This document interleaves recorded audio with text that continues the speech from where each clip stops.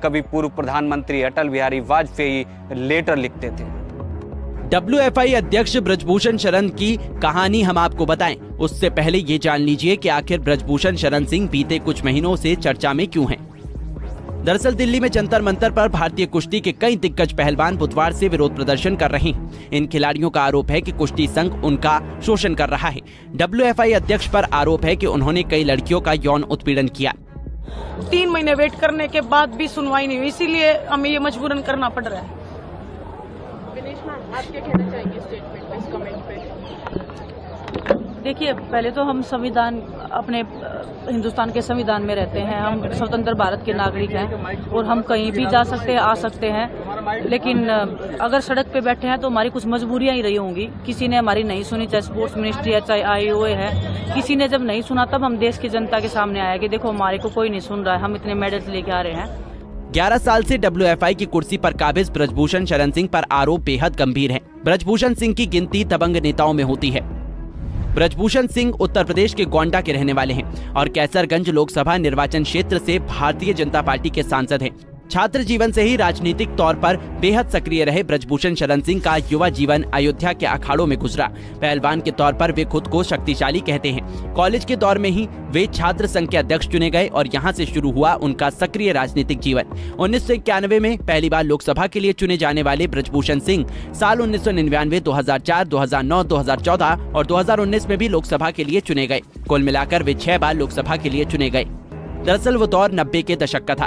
छात्र राजनीति और जन्मभूमि आंदोलन की वजह से ब्रजभूषण क्षेत्र में काफी लोकप्रिय हो चुके थे। 1991 में जब बीजेपी ने ब्रजभूषण सिंह को लोकसभा टिकट दिया तब इनके खिलाफ 34 आपराधिक मुकदमे दर्ज थे।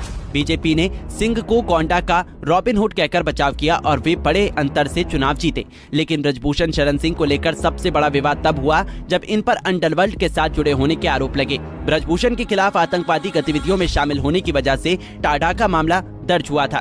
दाऊद से फोन पर बात करने और उसकी मदद करने के आरोप भी लगे और 1996 में ब्रजभूषण सिंह को टाडा कानून के तहत तिहाड़ जेल की सजा हो गई, जिसके बाद तत्कालीन प्रधानमंत्री अटल बिहारी वाजपेयी की एक चिट्ठी तिहाड़ जेल में बंद ब्रजभूषण सिंह के पास पहुंचती है, जिसमें लिखा था कि प्रिय ब्रजभूषण जी, सप्रेम नमस्कार। आपका समाचार मिला, नए सिरे से जमानत का प्रयास करना होगा। आप हिम्मत रखें, अच्छे दिन नहीं रहे तो बुरे दिन तो निश्चित ही नहीं रहेंगे। आज जन्म कैद की सजा काटने वाले सावरकर जी का स्मरण करें, पढ़े, संगीत सुने, खुश रहें। मैं शीघ्र आऊंगा, हारिए ना हिम्मत, विसारिए ना हरि को नाम, जाहि विधि राखे नाम, ताहि विधि रहिए। हालांकि बाद में CBI ने इन सभी आरोपों से ब्रजभूषण सिंह को बरी कर दिया। ब्रजभूषण सिंह का दबदबा ऐसा था कि 1996 में ब्रजभूषण सिंह को टाडा के तहत जब तिहाड़ जेल की सजा हुई तब इनकी पत्नी केतकी सिंह ने गोंडा लोकसभा सीट से चुनाव लड़ा और ब्रजभूषण के जेल में होने के बावजूद केतकी सिंह ने कांग्रेस के आनंद सिंह को 80,000 वोटों से हरा दिया था। ये बात साल 1987 की है। जिले के गन्ना डायरेक्टरी के चुनाव में ब्रजभूषण ने भी पर्चा भरा था। ब्रजभूषण को SP ने बुलाया और उन्हें गाली देते हुए नामांकन वापस देने की धमकी दी। फिर क्या था, ब्रजभूषण शरण सिंह का पारा हाई हो गया। SP पर पिस्तौल तानने की बात ब्रजभूषण ने एक इंटरव्यू में बताई थी। उन्होंने कहा था कि मैंने SP पर पिस्तौल तान दी थी और उसे 200 गालियां दी थी। स्थानीय पत्रकार हनुमान सिंह सुधाकर वहीं थे। इसके बाद मैंने अपनी बाइक उठाई और वहां से निकल गया। ये 80 का दौर था जब ब्रजभूषण शरण सिंह पहली बार बीजेपी के संपर्क में आए और हिंदूवादी नेता की छवि के तौर पर खुद को स्थापित करने लगे। बीजेपी के करीब आने के बाद ब्रजभूषण सिंह ने पहली बार विधान परिषद यानी MLC का चुनाव लड़ा, लेकिन 14 वोट से हार गए। हालांकि इस हार के बाद वो कमजोर नहीं पड़े बल्कि लोकप्रिय होते चले गए, क्योंकि सामने राम जन्मभूमि आंदोलन जोर पकड़ रहा था। राम जन्मभूमि आंदोलन की शुरुआत दिनों में ही ब्रजभूषण सिंह गोंडा के साथ साथ अयोध्या में भी साधु संतों के करीबी बन गए। महंत रामचंद्र परमहंस, महंत नृत्य गोपाल दास, हनुमानगढ़ी के स्वामी धर्मदास समेत तमाम संतों का आशीर्वाद लेकर वो मंदिर आंदोलन में सक्रिय हो गए। यहाँ उन्हें लाल कृष्ण आडवाणी जैसे दिग्गज नेता की छत्र छाया मिली। आडवाणी की राम रथ यात्रा को जब बिहार में रोककर उन्हें गिरफ्तार किया गया तो उसी समय फैजाबाद प्रशासन ने ब्रजभूषण सिंह को 1 महीने के लिए जेल में बंद कर दिया। आडवाणी जब जेल से छूटे तो उन्होंने पहली यात्रा अयोध्या से शुरू की और उसमें गोंडा से फैजाबाद, फैजाबाद से अयोध्या घाट और अयोध्या से लखनऊ तक वो आडवाणी के सारथी बनकर यात्रा के दौरान साथ रहे। बाबरी मस्जिद विध्वंस मामले में लाल कृष्ण आडवाणी, कल्याण सिंह, मुरली मनोहर जोशी समेत जो 40 आरोपी बनाए गए उनमें ब्रजभूषण शरण सिंह भी थे। हालांकि CBI की स्पेशल कोर्ट ने साल 2020 में ब्रजभूषण शरण सिंह समेत सभी आरोपियों को बरी कर दिया था। दरअसल साल 2019 में लोकसभा चुनाव से पहले प्रचार में भाजपा प्रत्याशी के तौर पर ब्रजभूषण शरण सिंह ने एक रैली में कहा था कि मायावती उत्तर प्रदेश की गुंडी है। मायावती ने मुझे चुनाव के बाद जेल भेजने की धमकी दी थी, अब वो जेल जाएंगी।